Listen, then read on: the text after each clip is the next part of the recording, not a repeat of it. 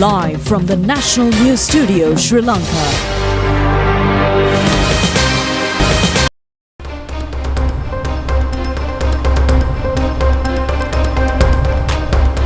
Bringing you the news from Sri Lanka and across the world, it's your national news broadcast on Sri Lanka Rupavahini Corporation. I'm Siobhan Pereira.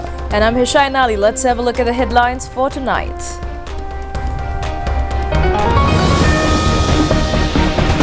The Railway Department says that the strike called by the station masters did not disturb railway services. A committee has been appointed to make recommendations to revise the recruitment policy of station masters and railway guards. Marking postal votes commences 1st and 4th of November are also available for voting. The government stresses that no money printing or obtaining new loans occurred. GCE advanced level examination will commence from the 25th of November to the 20th of December. Johnston Fernando was released on bail. Floods in Spain claimed 51 lives.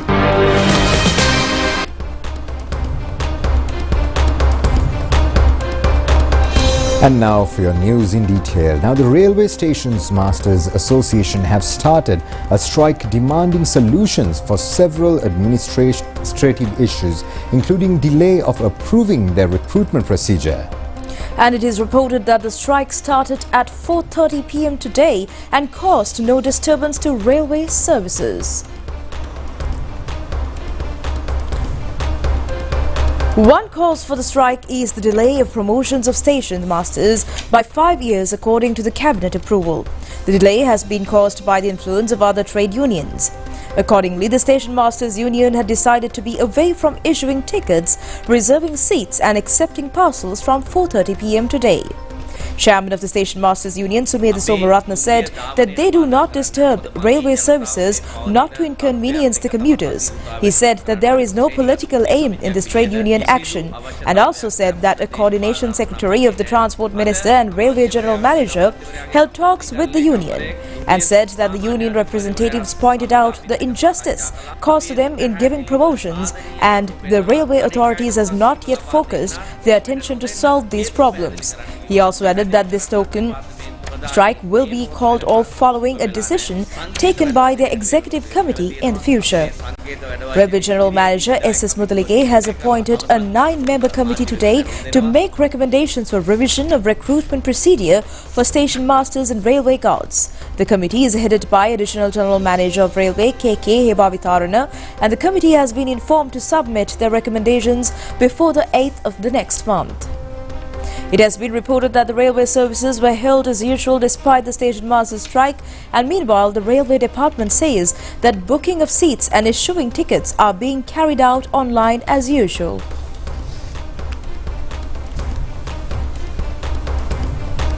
Now, marking postal votes for the general election commenced this morning. 737,902 voters have qualified for postal voting at this election. 759,083 have applied for postal voting, the Election Commission says. Out of the amount, 21,181 applications were rejected. The Election Commission says postal voting was held at the district secretariats, Election Commission offices, DIG offices and all police stations today. In addition, the postal voters will be able to mark their vote on the 4th of November at these offices as well. In addition, 1st and 4th of November have been allocated for armed forces and all other public offices to mark the postal vote. Those who fail to mark votes on these days will be able to mark their votes at the relevant election office where their service premises are located. The Election Commission says that the office identity card is not valid to mark the postal vote.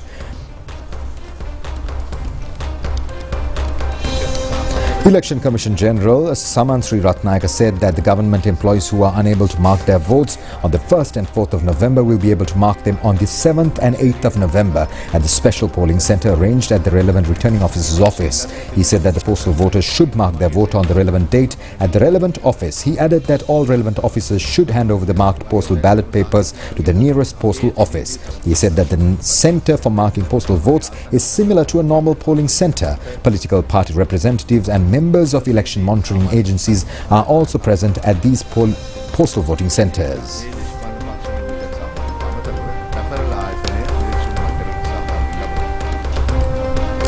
Chairman of the Election Commission, RMAL Ratnayaka, says that the officers who will have to mark their postal votes outside their service stations will be able to obtain duty leave for this purpose. He also said that in many offices, postal voting centres have been arranged within the premises, and he said that it may be government schools and zonal education offices.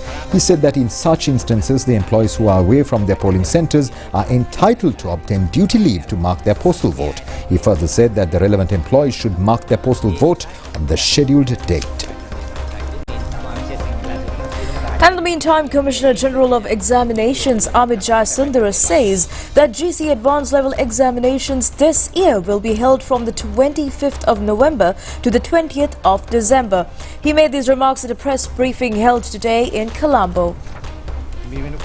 Commissioner General of Examinations Amit Jayasundara said that the Examinations Department has already officially informed that the exam will commence from the 25th of November to the 20th of December. He said that, however, it is reported that some wrong information is spreading through social media network at present. He said that accordingly, eligible examination students can be misled and become uncertain regarding the commencing dates of the exam. He added that therefore a press briefing was organized to inform the people with the correct information, and the Commissioner requested the students and the public not to be misled by such fake news posted on social media. He also said that people should only believe in the official announcements issued by the examination department, and he further said that measures have already been finalized to hold the examination for 22 days. He said that the examination timetable is uploaded into the official website of the department.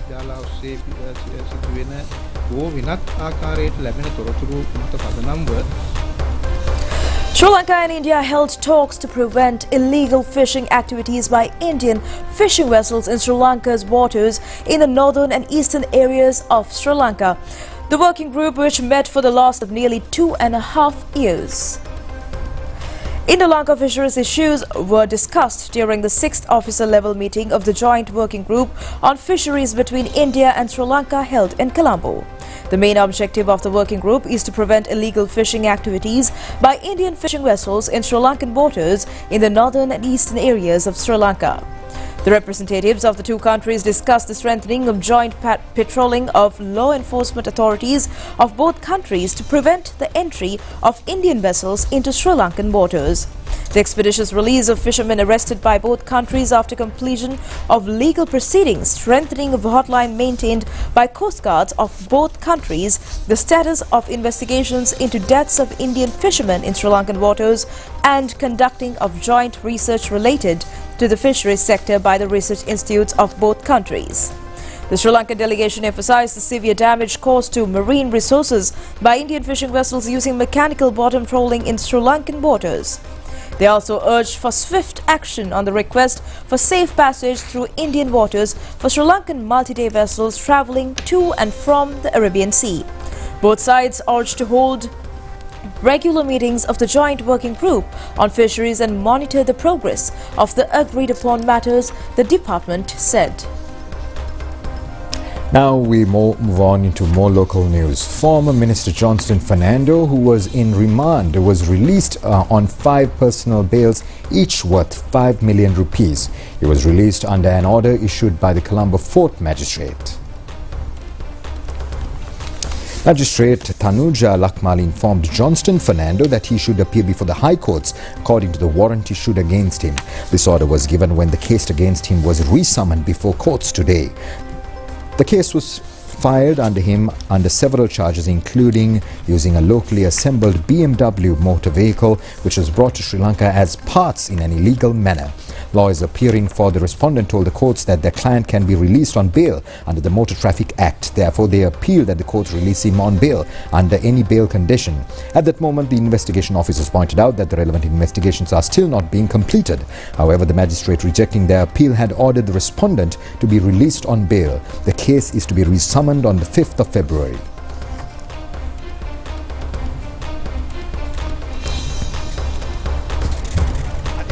Former parliamentarian Johnston Fernando said that he respects the court for acting independently. He says he bows his head to the courts and not ready to comment further.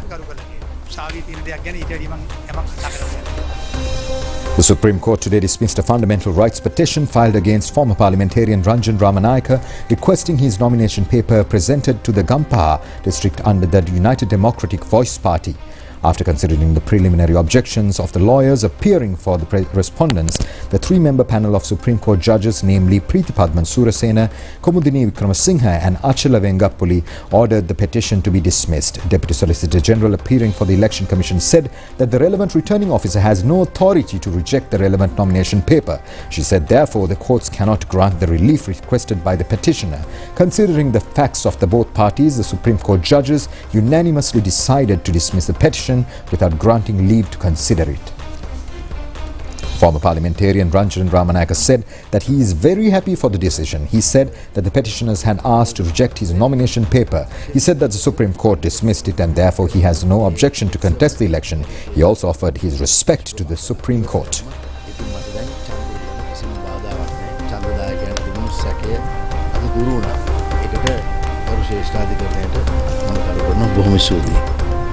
The hearing of the case filed by the Attorney General against three respondents, including Vele Sudha, was concluded today. The verdict of the case is to be declared on the 20th of December. The respondents have been accused of earning money and assets worth over 170 million rupees improperly through drug smuggling.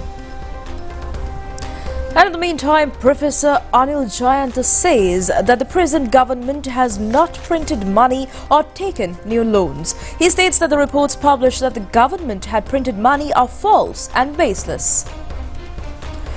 Professor Anil Jayanta said the matter that Central Bank of Sri Lanka printed money to expand monetary strength for open market activities is not an action taken by the Ministry of Finance or the government.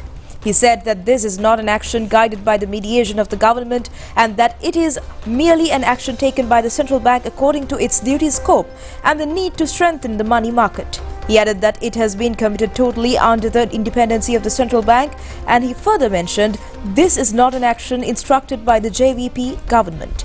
He stressed that the government has not printed money or issued treasury bills or bonds in whatsoever manner. He also said that this is an action taken by the central bank under the provisions of its duty scope, and the government stresses that the general public should not be misled by such false statements or news. He said that the people have given a mandate to this government to manage the economic situation in the country properly and to develop the country, and that some politically motivated elements are attempting to discredit the government through spreading false information. Prime Minister Dr. Harini Amarasuriya held a meeting today with Ambassador of the People's Republic of China, Qi Zhenghong, at the Prime Minister's office. Ambassador Qi Zhenghong conveyed the Chinese government's support for the Sri Lanka's flood relief efforts, reinforcing the long-standing partnership between the two nations. Prime Minister Amarasuriya expressed her appreciation to Ambassador Qi for the People's Republic of China, timely generosity and support during this crucial period. The discussion also extended to future engagements with both parties, emphasizing a commitment to deepening bilateral relations. The Vice Secretary of the Sri Lanka Ex-Servicemen's Association, Mantri Koswastha, has pinned the poppy flower on Prime Minister Dr. Harini Amarasuriya at the Prime Minister's office today, marking the Armed Forces commemorative Poppy Day celebration organised annually by the Sri Lanka Ex-Servicemen's Association. The income from the sale of poppy flowers will be allocated for the welfare of retired and disabled officers of the armed forces.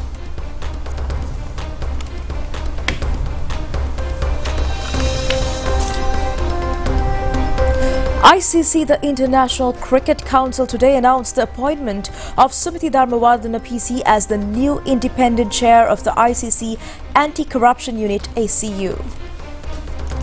Mr. Dharmawardena replaces Ronnie Flanagan, who retired from the role after 14 years. Mr. Dharmawardena brings a wealth of experience, including serving as an additional Solicitor General at the Attorney General's Department of Sri Lanka, in which he represents the government of Sri Lanka, including the Ministry of Sport, in a variety of legal matters. In addition, the new ACU chair has worked with Interpol and the United Nations Office on Drugs and Crime, investigating corruption in sport as well as overseeing several investigations and prosecutions under the Prevention of Offences Relating to Sports Act, an act which he was instrumental in formulating. He has also represented the government of Sri Lanka in discussions and negotiations with other global sporting organizations. Some media institutions to enter into the democratic avenue by removing their old and ugly outfit. Now, the President made this comment at a public rally held in Mathura today. This has been organised by at the Uyanmatha grounds in Mathura to confirm the victory of the National People's Power at the general election. A large crowd, including party supporters, were present at this meeting. NPP Mathura district leader Sunil Handunethi and other district candidates addressed the rally. President's Council Upul Kumara Peruma said that the NPP has to reintroduce new set of laws within the parliament to steer the country forward. He said that the NPP has pledged the public to introduce new constitution to the country.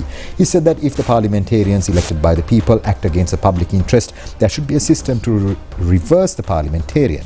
He said that there should be a strong parliament to prepare such powerful laws. NPP Mathura district leader Sunil Handunethi said that there are cabinet members, former governors, sons of the politicians and former politicians, persons who entered into the national list, former speakers and sons of the speakers. He said that the politics of all these wicked people will be eliminated after the victory of the NPP.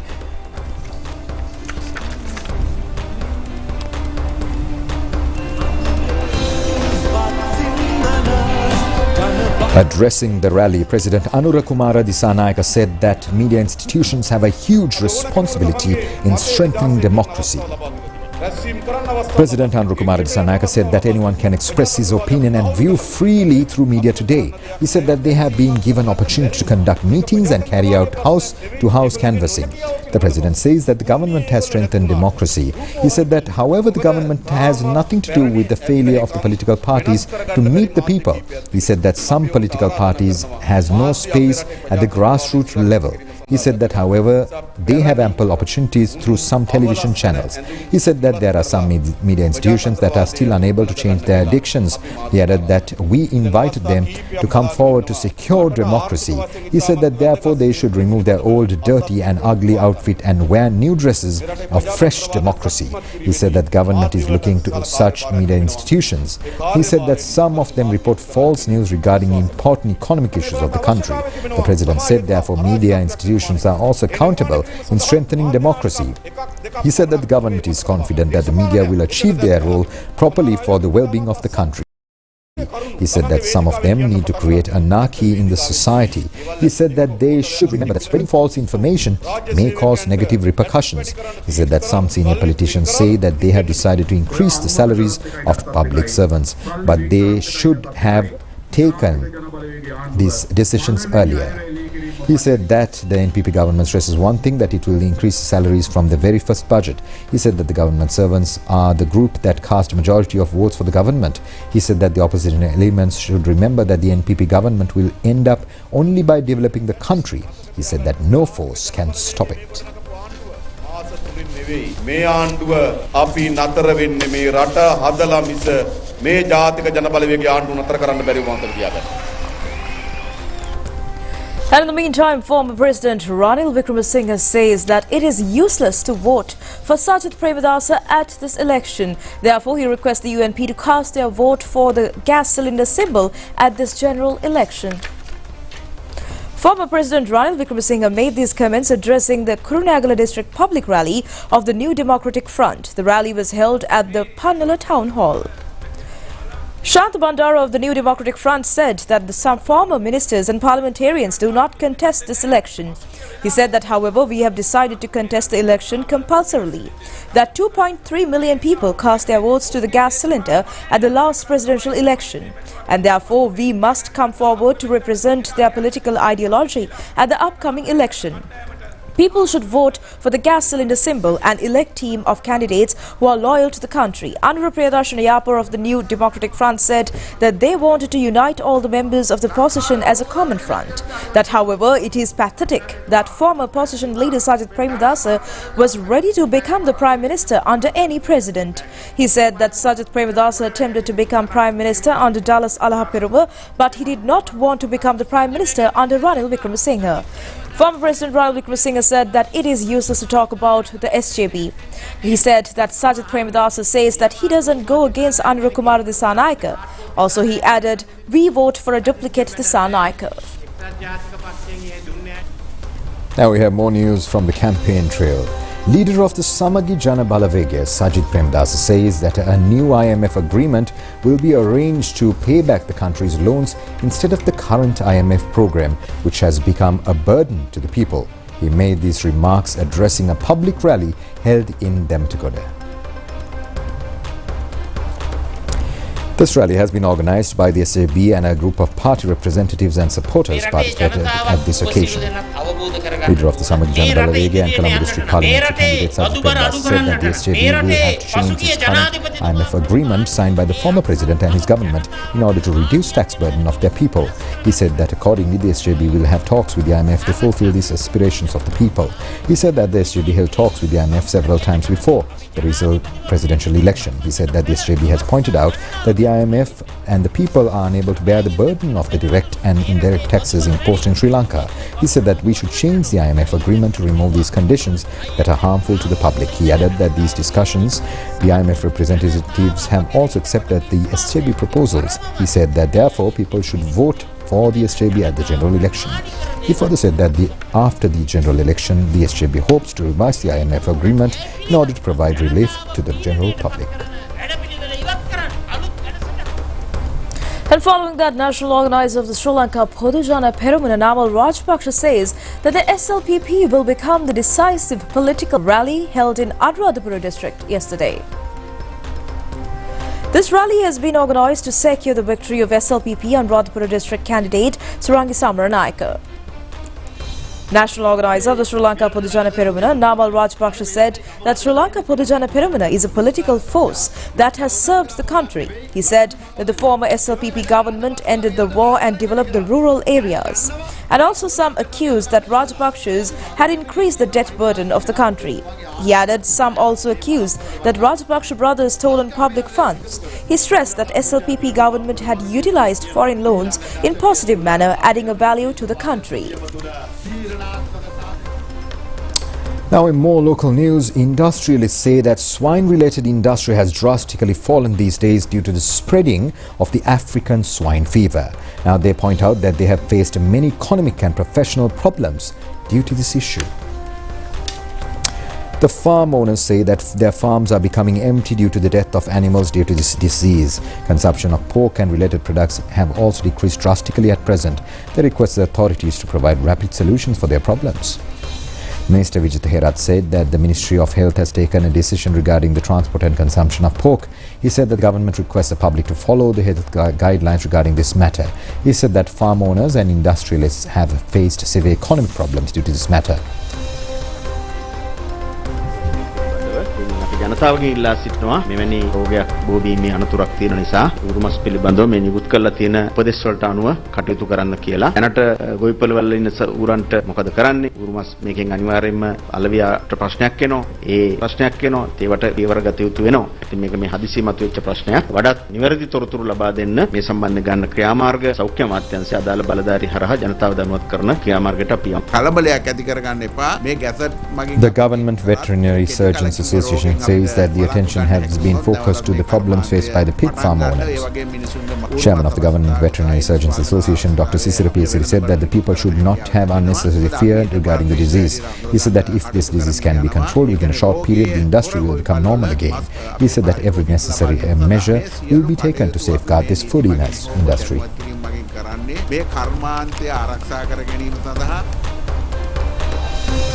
President Secretary Nandika Sanat Kumanayaka met Maldivian High Commissioner Masood Imad today at the Presidential Secretariat.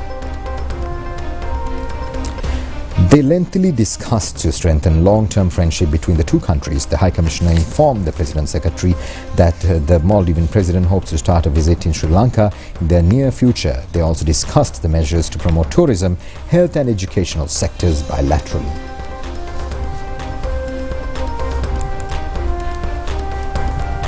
The 101st anniversary of the Turkish Republic's founding was celebrated in Colombo yesterday, highlighting the strong relationship between Sri Lanka and Turkey. The ceremony highlighted the importance of building up strategic partnership between the two countries in many years. The ceremony to mark the 101st anniversary of founding of the Turkish Republic was organized by the Embassy of the Republic of Turkey in Colombo. It was held under the patronage of Semil Fu Turgut, the ambassador of Turkey to Sri Lanka.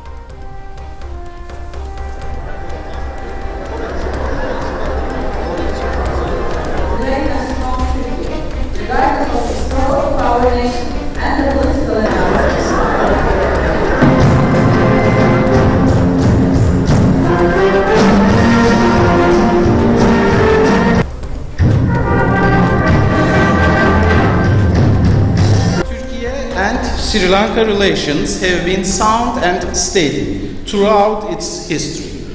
Both countries are geostrategically significant, located at crossroads, and have been supportive to each other in international platforms. As Sri Lanka's strategic partner in the tea sector, Turkey has been one of the long-term export markets of Ceylon tea. Nevertheless, there are many other opportunities for cooperation between us in other sectors. Turkey is also connecting Sri Lanka to Europe and the Americas with its national flag carrier, Turkish Airlines. The connectivity is instrumental and beneficial to tourism and trade. I believe that people-to-people and commercial ties between Turkey and Sri Lanka will grow in the years ahead. It is a great pleasure for me to represent the government of Sri Lanka as we celebrate this National Day of Turkey, marking the 101st anniversary of the proclamation of the Republic of Turkey. On behalf of your President and my President, His Excellency, President Kumar Dissanayake, the government and the people of Sri Lanka, Ambassador, we convey our warmest felicitations and best wishes to His Excellency, everyone, President of the Republic of Turkey, as well as to the government and the people of Turkey on this occasion. Sri Lanka values its long-standing friendship and cooperation with Turkey. Your connectivity between our two countries through regular flights by Turkish Airlines as enhanced and tourism ties. Daily flights, direct flights, the resumption of these flights is a crucial step to revitalize our tourism industry and welcome visitors from Turkey. Excellencies, ladies and gentlemen, development assistance Sri Lanka through the Turkey International Cooperation Agency is another pillar of our strong ties. Over the years, TICA has provided assistance in diverse areas such as disaster relief, agriculture, fisheries, education, water treatment and vocational training.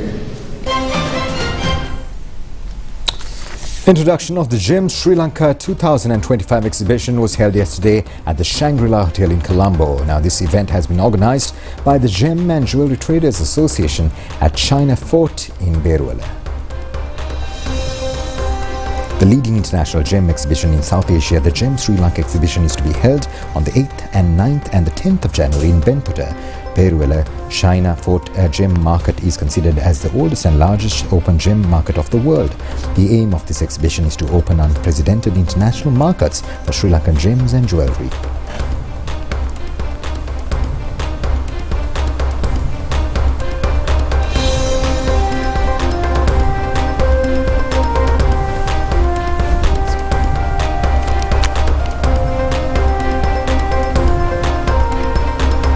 Gemstones and jewelry are very popular with Russian tourists who are coming here to not only to go to the beautiful beaches, but also they have a possibility to purchase something, including these gems and gemstones and so on. By the way, I would like to inform you that the number of Russians who are coming here on the just regular basis will increase.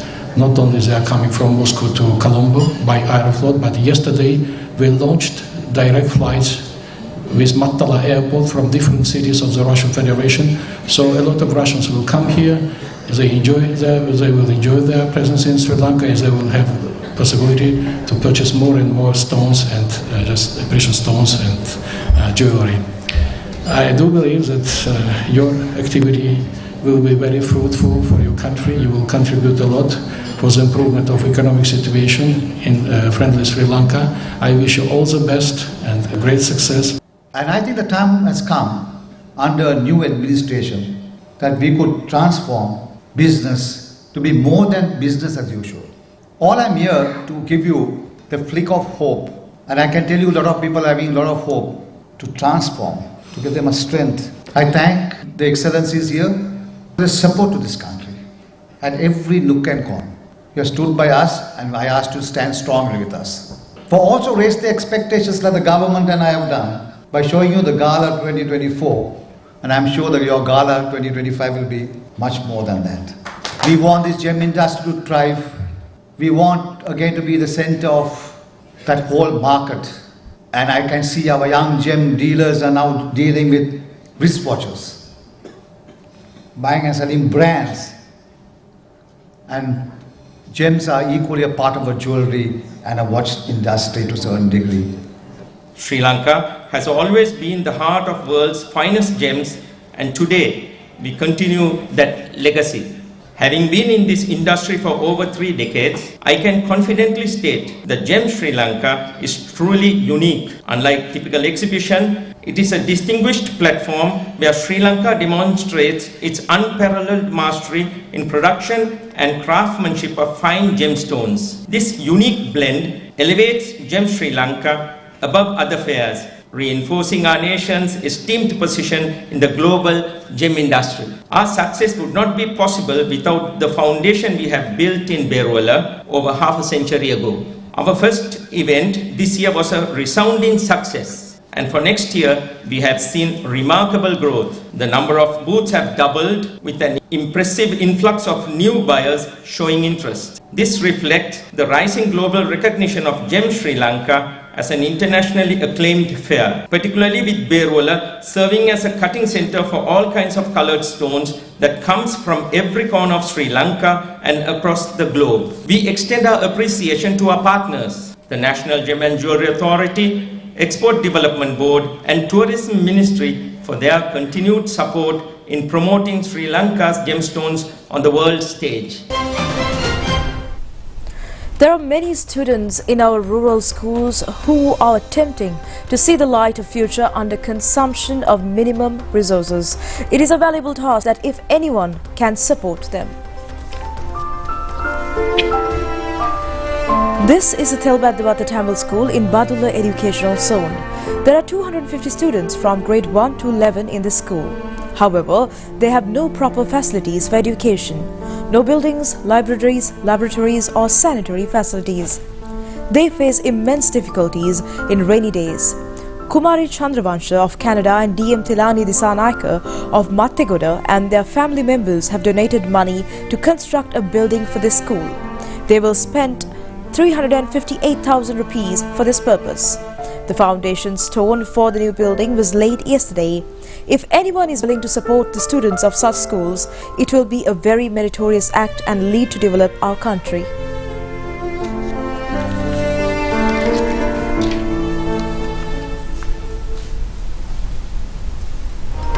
And we will be right back with the foreign stories right after this. Stay tuned.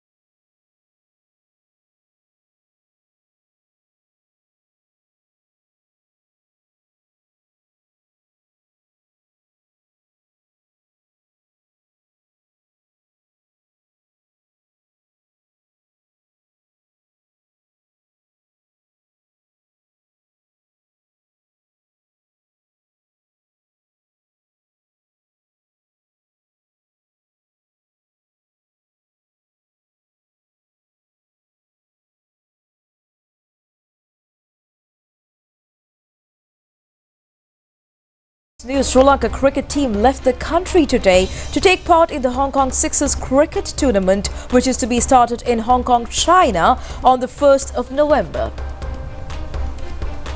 Members of the Sri Lanka cricket team received blessings by engaging in religious observances at the Sri Lanka cricket this morning. Captain of the team is Lahiru Madhushankar. Lahiru Samarakon, Nimesh Vimukti, Sandun Virakori, Dhananjay Lakshan, Tarindu Ratnayaka and Thanuka Dabre were among the members of the team. The tournament will be ending on the 3rd of November.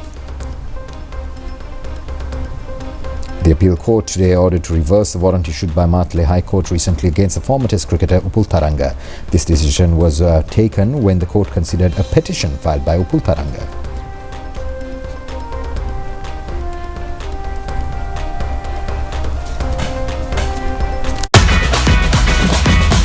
Prima Kottumi, Pantamai. And that was a look at your news here at Sri Lanka Rupavahini Corporation. I am Siobhan Pereira together with Hesha Inali. Wish you a pleasant evening. Take care.